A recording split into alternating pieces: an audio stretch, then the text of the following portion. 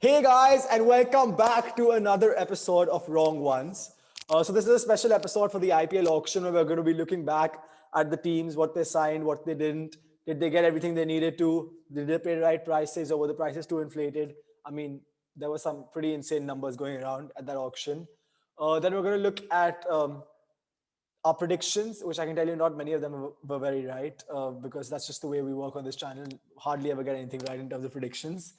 And finally, we're going to conclude by giving each team, or maybe we'll do that as we go through the teams. We're going to give each team a grade out of 10 on individual grades on what we thought how the team did and how they fared in terms of fulfilling the needs and the value for money buys they kind of got. And maybe at the end we'll predict, we will have our own individual opinions on who was the best value for money and the best buy of the day. So let's start with the team that finished eighth, because that's the order we did when we previewed the auction. So starting with Rajasthan Royals. So I'm just going to go through the players they got. Chris Morris, obviously, who set a record for being the highest paid player ever in an IPL auction. Shivam Dube, Chetan Sarakia, Mustafizur Rahman, Liam Livingston, Akash Singh, KC Karyappa, and Kuldeep Yadav. Kuldeep with a DIP, a medium pacer, not the spinner. So let's go first to Noor.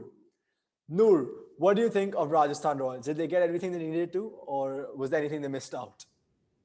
Well, they needed death bowling options, right? That's what they were targeting in this auction. So they got Chris Morris. I think he's overpaid. I think 16.25 crore is a lot of money for him. I'm shocked that, out of all of the players in the auction, Chris Morris was the most expensive. But I guess he fills that, fast bowling all rounder role. I actually like Chris Morris is a great buy for them. Expensive buy, but a good buy. They needed him. I think the best buy they had the entire auction was Shivam Dube. They got him for 4.5. Surprisingly, quite a lot less than what we all predicted he would go for. But I think that gives him that Shivam Dube adds that bowling option as well as some power in the middle order. So that's great. Let's see how his season goes, considering how hyped up he is for in the auction. I also thought Mustafa Zur was a great buy. We got him for pretty cheap as well. So in case like Archer or Morris get injured, he's a good backup for them. I think yeah, I think in terms of those three buys, those were the ones that really stood out to me, and I think they were pretty good. I think they paid quite a lot for Chris Morris. May not have paid that much for them, but if they had the wallet to splurge, why not? Fair enough, Yeah, I'm Kabir. definitely with you. I think that the having Dube gives them loads of flexibility. In the middle, they can go with different combinations if they need to, because he does a similar job to Morris and Stokes. Obviously, different balance of batting and bowling, but a similar job anyway. Um, and also, I think a sneaky good buy, as you mentioned, was Mustafizur Rahman. I think if he gets his wrist right, or if he's fully fit, he's a really, really good backup for Jofra Archer. And in case they have some issues with their bowling, they could definitely go with him and sort of change their combination up. They've got a pretty strong four overseas players, but in case there's an issue with those, then having Mustafa Zura as a backup is it's definitely a luxury.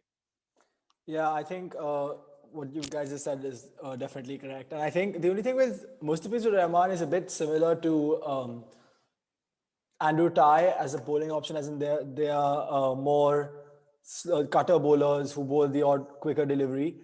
So I mean, they already had that. I thought maybe as a backup bowling option, fast bowling option, if they wanted one, they might have gone for someone who's a more express pace, like someone like Shane Thomas, who they had before, or I can't really at this moment think of any more express pace fast bowlers they could have gone for. But I mean, it's a good option. They got him at base price. No one else went for him, surprisingly. So I guess it's good to have the option. The one thing I'm a bit confused about is why they went for Liam Livingston as their backup. I mean, they bought a backup option in terms of an overseas. Yes, they got Liam Livingston, who's had a good big bash. But I would have thought if you wanted that kind of replacement for your opening batsman, there was Roy, there was Hales, who are much better batsmen, arguably, and more proven players. And I thought maybe and given that they were left with quite a bit of their budget, I mean, a good amount to get those for base price, and they went unsold. I'm surprised they went for Liam Livingston. Maybe they just wanted the off spin bowling option. I think also Livingston might be less controversial than Hales, and perhaps just a safer option than Roy. Roy can be hot and cold, whereas Livingston can give you about 20 odd each game if need be. So no, I think they're really went for the safe option there. Yeah, Noor. Yeah, I agree with I mean I agree with both of you. Because like there was Hales and there was Roy as well, so they're more dynamic batsmen, like you could argue, and so like they would have been a good choice also. Livingston's great, like he's more reliable, so maybe that's why they went for him. But it's regardless. I mean, it's not gonna play, so it's fine really. Yeah, I think what also went in Livingston's favor is that he has been part of the franchise before a couple of seasons ago, so they know him and probably they trust him more. All right, so that's what we've spoken about Rajasthan. Now, let's two final things for Rajasthan. What do you think is their best buy, and what do you grade them out of 10 in terms of what they needed and what they got? Noor, best buy and grade. I'm gonna say Best Buy was Dube, and I'm gonna give them. I think they got what they needed, so I'm gonna give them an 8. And the reason I'm giving them an 8 is because I think like they bought Morris for a lot of money. Like he's way too expensive and way too overpriced. But I think they did a pretty good job. Fair enough. Uh, I'll go next. I think I'm gonna say their best buy was Chris Morris.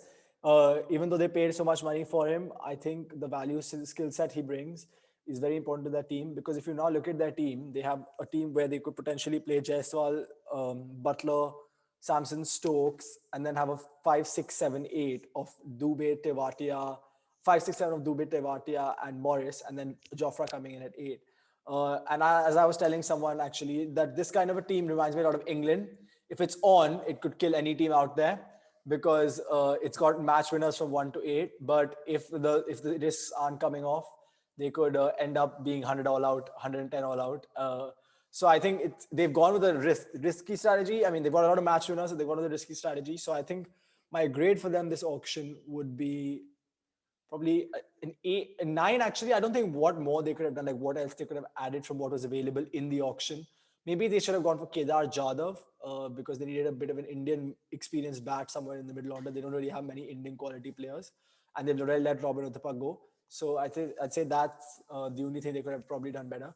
But otherwise, yeah, Kabir. I'm with you. I think they needed one extra batsman maybe in the middle just to solidify things in case things go awry. But overall, I think I'd give them an 8 out of 10. I don't think they made many mistakes except for spending so much money on Morris. I think that was nuts. But I don't think you could really blame them for spending that much on Morris. They really wanted him, and I think the auction dynamics dictated that there was so much demand for him that they had to go to that point, and they didn't end up spending the whole budget. So I mean, they paid less than really what they. Yeah, I mean that's fair enough. It's just an enormous amount, right? Is any And player really who worth for that you much compared to all is the the other ones? signing of the season? Between Dube and Mustafizur, I'm kind of I'm not so sure. I think Dube is more likely to play more games, so I'm going to go with Dube. Fair enough.